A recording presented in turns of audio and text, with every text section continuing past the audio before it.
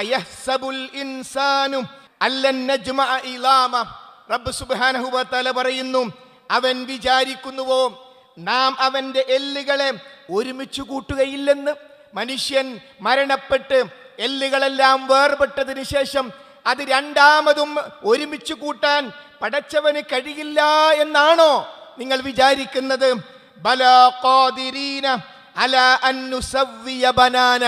അതെ, അവൻ അവന്റെ വിരൽ തുമ്പുകളെപ്പോലും ശരിപ്പെടുത്താൻ കഴിവുള്ളവനായിരിക്കെ.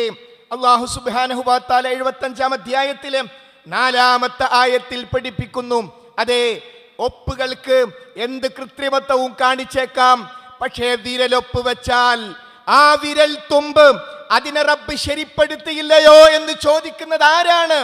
ഈ പഠനങ്ങളൊന്നും നടക്കാത്ത കാലഘട്ടത്തിൽ മഹാനായ നബി കരീം സല്ലല്ലാഹു അലൈഹി വസല്ലം എന്ന നിരക്ഷരനായി റബ്ബ് വളർത്തിക്കൊണ്ടുവന്ന ആ പ്രവാചകന്റെ നാവിലൂടെയാണ് വിരൽ തുമ്പുകളെ ശരിപ്പെടുത്താൻ നാം കഴിവുള്ളവനല്ലേ എന്ന് ചോദിക്കുന്നത്.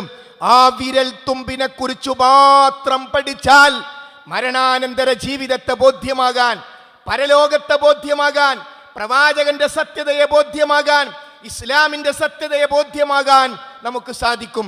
അതുകൊണ്ട് ഒരു മുഖകുര മാത്രം വലിയ വിശാലമായ അർത്ഥത്തിൽ അല്ലാഹു സുബ്ഹാനഹു വ തആല മരണാനന്തര ജീവിതത്തെ നമുക്ക് ബോധ്യപ്പെടുത്തി തരുന്നു.